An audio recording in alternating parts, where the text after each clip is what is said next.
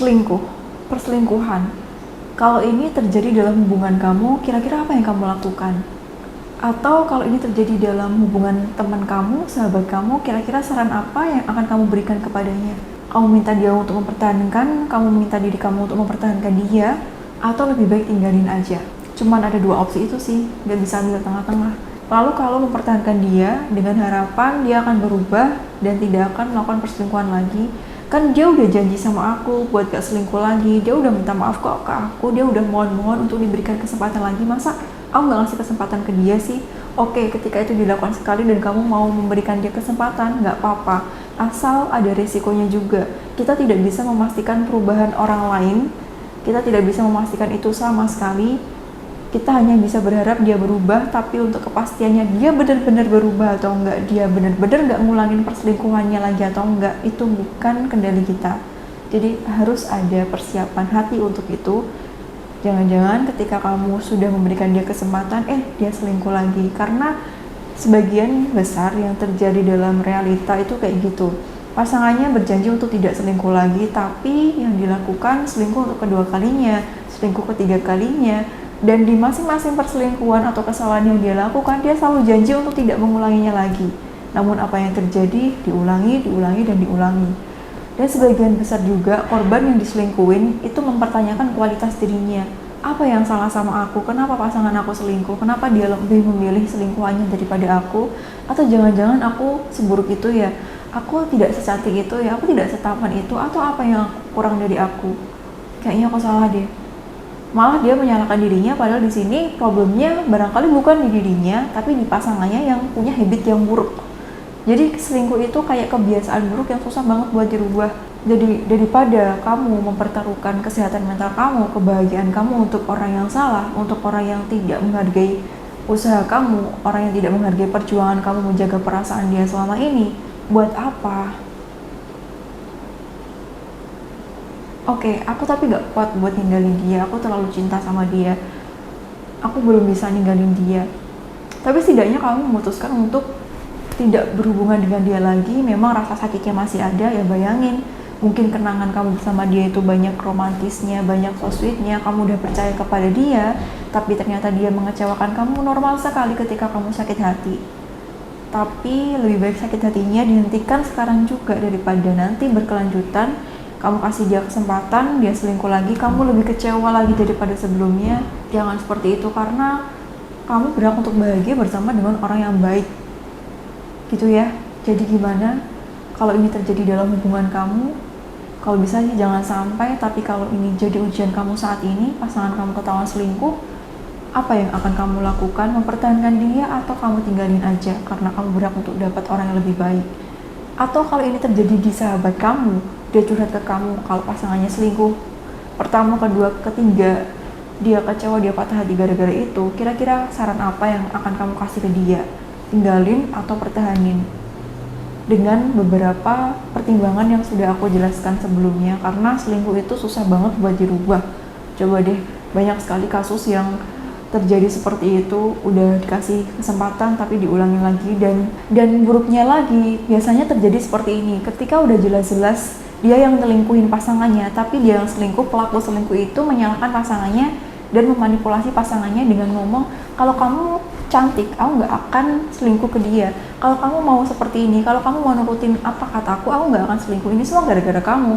Hingga yang sebenarnya salah siapa, tapi dia malah nyalahin siapa. Nah, kalau udah jelas-jelas kayak gini, lebih baik jangan ya, jangan. Kamu berhak untuk bahagia, dan udahlah, hentikanlah rasa sakit itu, dan please, izinkan diri kamu buat bahagia saat ini juga. Masih sakit sekarang karena ninggalin dia, nggak apa-apa. Ayo kita sembuhin luka itu bareng-bareng. Ya, daripada kamu mengorbankan perasaan kamu dengan ke orang yang kayak gitu, jangan ya. Terus kemudian yang terjadi dalam rumah tangga, apalagi jangankan di rumah tangga ya, dalam hubungan pacar aja, kadangkala ada yang sampai melakukan kekerasan. Dia memanipulasi pasangannya, nggak mau ditinggalin, tapi dia terus nyakitin. Ketika pasangannya mau ninggalin, yang terjadi dia dipukul lah, ada yang bahkan dicekik, ada yang diludahin, itu kan udah parah banget. Nah, sebelum ini terjadi, ayo minta bantuan ke Allah, ya Allah bantu aku lepasin dari orang yang toksik, dan pertemukan aku atau bersamakan aku dengan orang yang sayang sama aku, orang yang baik, orang yang benar-benar mencintai aku, bukan orang yang toksik seperti ini gitu ya. Terus ketika dalam perjalanan move on, please jangan berusaha untuk hubungi dia lagi karena itu akan mengganggu usaha kamu gitu. Lalu bagaimana cara untuk mengetahui kalau pasangan kita selingkuh? Apakah ada tanda-tanda dari sikapnya? Jelas ada. Jadi please perhatikan beberapa tanda berikut, ini hanya sebagian kecil aja. Yang pertama, dia jadi susah banget buat dihubungin. Kalau sebelumnya dia intens buat komunikasi ke kamu, setidaknya ngasih kabar lah, atau dia ngechat kamu dan lain sebagainya, tapi di sini dia jadi susah banget buat dihubungin dengan berbagai macam alasan, sibuk lah, dengan alasan dia beginilah begitulah, yang alasannya tuh kadang nggak masuk akal. Kamu pasti udah ngerasain kebohongan itu tandanya kayak gimana. Jadi please open your eyes, open your heart untuk mengetahui tanda-tanda ini, karena biasanya tuh denial yang terjadi. Nggak kok, paling dia sibuk, nggak kok dia paling kerja dan sebagainya, padahal mungkin dia bersama dengan perempuan lain atau bersama dengan laki-laki lain kayak gitu. Yang pertama, dia jadi susah buat dihubungin. Kalau diajak ketemuan atau hangout mungkin atau quality time, dia selalu menghindar dengan berbagai macam alasan.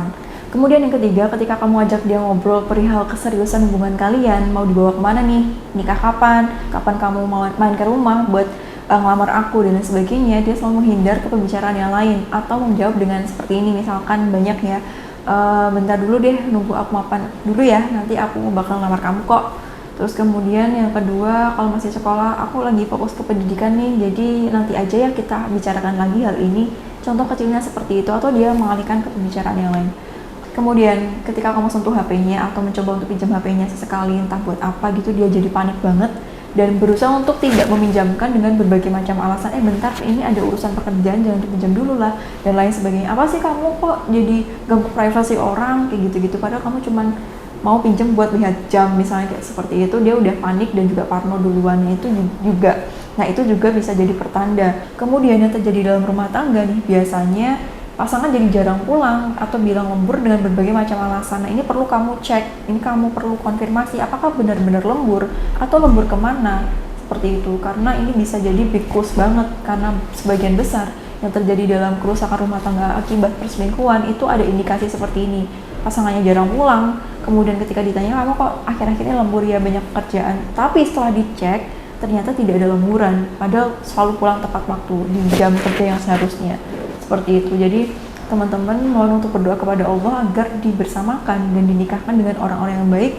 Mohon untuk perhatikan tanda-tanda seperti ini. Seperti di video sebelumnya, aku juga sudah menyampaikan berkali-kali bahwa pengecekan pasangan atau calon pasangan kamu itu penting banget. Karena ketika terjadi perselingkuhan seperti ini, memang kita bisa sembuh dari luka. Namun seberapa lama? Dan sepertinya nggak worth it gitu kalau misalkan kita bersama dengan orang yang salah seperti ini. Jadi mohon berdoa kepada Allah agar dibersamakan dengan orang yang baik, dinikahkan dengan orang yang sayang sama kamu, dan orang yang bisa memperlakukan kamu, menghargai kamu dengan baik. Karena kalau misalkan seorang yang bisa menghargai dirinya, dia tidak akan memperlakukan pasangannya seperti ini, apalagi selingkuh. Seperti itu ya teman-teman. Terus kemudian seorang yang manipulatif itu sangat berbahaya. Manipulatif itu yang kayak gimana? Ketika terjadi sebuah kesalahan tertentu, dia selalu mencari pembenaran dan nyalahin pasangannya. Enggak kok, ini kan salah kamu, gara-gara kamu ini jadi seperti ini. Aku loh nggak akan lakuin itu kalau kamu tidak seperti itu. Andaikan aja kamu nurut omongan aku pasti nggak akan kasar sama kamu. Itu sudah jadi petunjuk yang besar banget dan lebih baik jangan ya. Seperti itu. Jadi seperti itu teman-teman, semoga video ini bermanfaat dan mempunyai rumah tangga yang harmonis sebagaimana gambaran rumah tangga harmonis masing-masing kamu punya. Seperti itu. Amin ya rabbal alamin. Kita jadikan pengalaman hidup orang lain, cerita hidup orang lain sebagai pembelajaran buat kita, karena kehidupan ini adalah sebuah pembelajaran yang tiada akhir untuk membuat pribadi kita menjadi lebih baik lagi. Seperti itu. Dan ingat, kalau kamu ada sesuatu yang mengganggu perasaan kamu, kemudian butuh teman untuk cerita, jangan sungkan-sungkan buat cerita ya. DM di Instagram yang linknya aku taruh di description box. Dan satu lagi, yuk subscribe dan juga follow TikTok kita juga. Kita juga punya TikTok yang barangkali bisa menjawab masalah sehari-hari yang kamu alami, yang bisa kamu bagikan ke teman kamu yang butuh solusi pada hari itu, yang sekiranya relate sama konten. Dan dukung terus channel kami agar semakin berkembang dan bisa menjangkau lebih luas lagi untuk meningkatkan kesadaran kesehatan mental terhadap diri kita, karena kita berharga dan berhak untuk bahagia. Sampai jumpa bersama aku Devi Puspita. Wassalamualaikum warahmatullahi wabarakatuh. Jaga diri kamu ya.